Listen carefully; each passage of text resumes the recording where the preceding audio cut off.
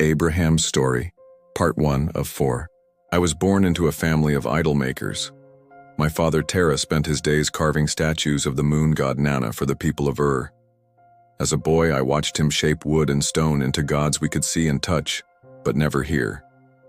That all changed one night when I heard a voice that wasn't coming from any statue. I was alone by the fire one night when I heard it. A voice from seemingly out of nowhere. No warning. No source. Just there. "Leave your country, your people, and your father's household," it said.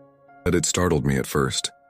My body tensed. Where had that come from? But as the words hung in the air, something inside me knew. This wasn't just any voice. It carried a weight, a clarity I'd never heard from the stone gods my father carved. This was a voice of true power, a voice that knew me. The next morning, I told Sarai what had happened. She didn't question me, she didn't laugh, she just started packing. My nephew Lot joined us too, though he seemed unsure.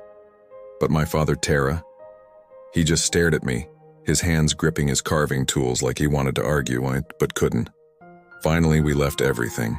Our home, our security, even the family gods we'd worshipped for generations. Why? Because faith isn't about having all the answers. It's about trusting the one who does. Hebrews 11:8. My father Terah was none too pleased about leaving Ur, but he didn't want to be left behind either. More than anything, he couldn't bear the thought of me facing this uncertainty alone. I saw the conflict in his eyes, part fear of the unknown, part frustration at my sudden decision. This journey would upend all our lives, and he knew it. So out of his displeasure for this journey, he grumbled, "If you're fool enough to go, I won't let you die alone." His words stung, but they also marked the true beginning of our journey. We reached Haran, and there, my father stopped. Maybe the road was too hard. Maybe the local gods felt familiar. Whatever his reason, he refused to go further. So we stayed. For years.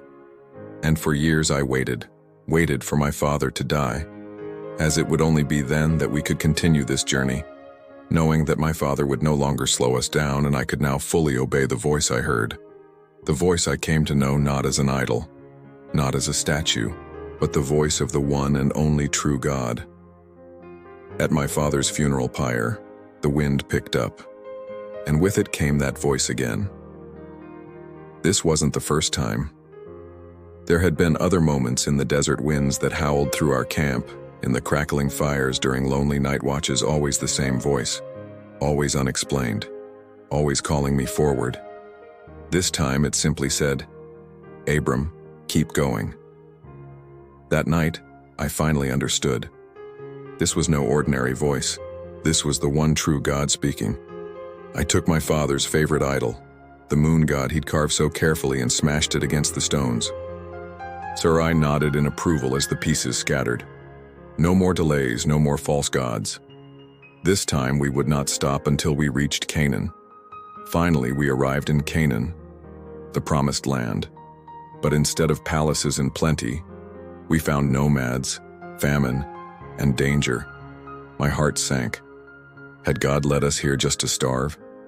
The doubt crept in before I could stop it. In my fear, I made a decision. We would flee to Egypt. Maybe there we could find food, shelter, and safety. But what we found instead was a test of my faith. As Egyptian border guards approached, their spears tipped with bronze glinting in the sun, I pulled Sarah close. In that moment, I knew I had a choice to make. Trust God's promise or take matters into my own hands, as I knew this decision could potentially risk everything, especially my wife. Or perhaps it was the one thing that would ensure our safety in this desolate and terribly hostile place. Would Abram's faith survive his first test? Abraham's Story, Part 2 of 4. "Listen," I whispered urgently. "You're beautiful. If they know you're my wife, they'll kill me to take you. Say you're my sister. It's not a complete lie." Genesis 12:11-13. Even as I said it, guilt twisted in my gut. I was doing exactly what my father had done, choosing survival over faith. The lie worked. Far too well. Pharaoh took Sarah into his palace. into his harem.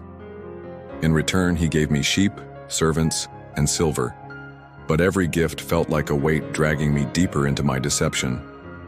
But God was watching this whole situation unfold, and what came next shocked us all.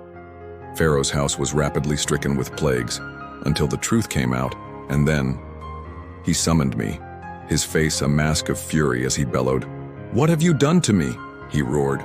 "Why didn't you tell me she was your wife? Take her and go." Genesis 12:18-19. We left Egypt alive, but I left knowing I had failed the test. My faith had failed, but God's faithfulness had not. My faith had faltered, but God protected Sarai anyway. This would become a pattern, God keeping his promises despite human failure. I left Egypt richer, but wiser. God had saved me despite my fear. And this lesson would shape the rest of my journey. Abraham's story, part 3 of 4. I returned to Canaan richer, but wiser. Yet soon, conflict flared as my herdsman and nephew Lot began arguing over grazing land. But rather than demanding my rights to the land, I did the unthinkable and offered Lot a choice. Let's not fight. Choose any land you want. If you go east, I'll go west. Genesis 13:8-9.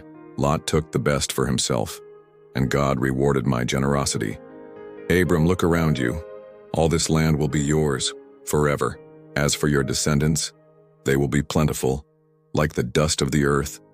Genesis 13:14-17. I whispered to God, "God, you promised me a son, but all I have is an old wife and a servant as my heir."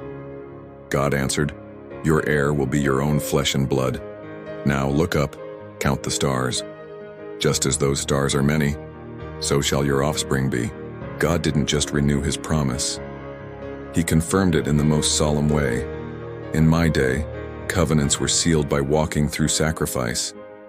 But here, God alone passed through the pieces. The Lord swore to keep his word, no matter what.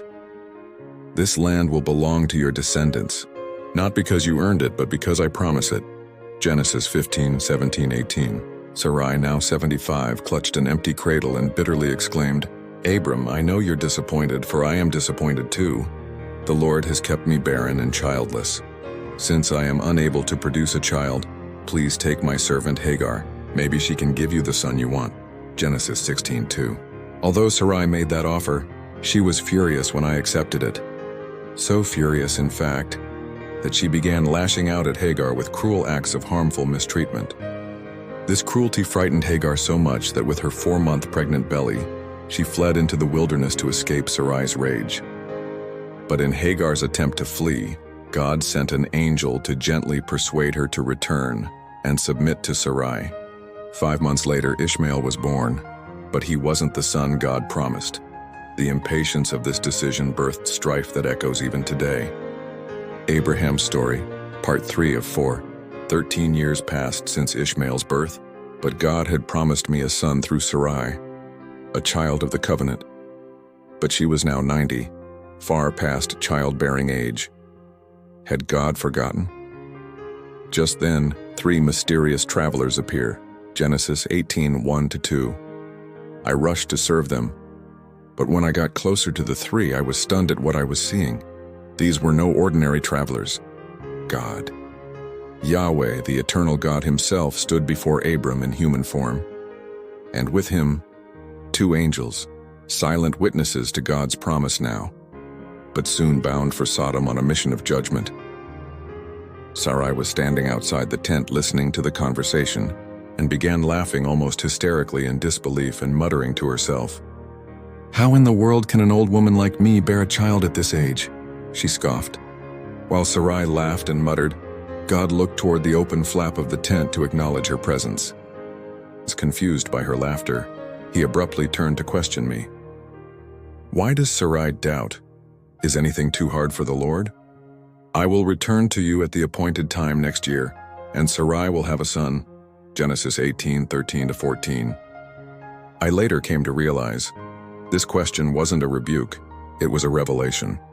The God who carved galaxies was asking me very simply if I trusted in him to do the impossible. 1 year later, the impossible happened. Sarai, who is now called Sarah, which means Princess of Nations, held her own baby, his name, Isaac, which means laughter. The child of God's promise had arrived. Ishmael was Abram's son, but Isaac was God's miracle. 13 years earlier, God had given me a new name, named Abraham, which means father of nations, and now the covenant would flow through Isaac, and one day through a greater son, Jesus. The child of God's promise had arrived, but my greatest test was yet to come. Abraham's story, part 4 of 4. Years later, God tested me. One night, God's voice spoke in the darkness. Take your son, your only son Isaac, whom you love, and go to the region of Moriah. Sacrifice him there as a burnt offering. At dawn, we set out. Sarah slept, unaware. Isaac, now a strong young man, carried the wood up the mountain. My heart was breaking, but I trusted God. When we reached the summit, I built an altar and arranged the wood. Isaac knelt beside the pile of wood, his brow furrowed. Then his eyes fell upon the knife, its edge gleaming in the morning light. A breath caught in his throat. In that moment, he realized that no lamb had been brought and asked me, "Father, where is the lamb for the offering?" And with a heavy heart, I hugged him tightly. God himself will provide the lamb, my son. And I quickly grabbed the twine from the table, bound his wrists, and raised the knife. But suddenly an angel of the Lord called out, "Abraham, Abraham, do not lay a hand on the boy. Now I know that you fear God because you have not withheld from me your son, your only son." I looked up and saw a ram caught in a thicket. God had provided. This test showed that just as I was willing to give up my son, God would one day give his only son for us all. Thank you so much for watching. I'm truly grateful for your viewership and would be honored if you would like, comment, and share this video with your network. And subscribe to my channel for more faith-based content.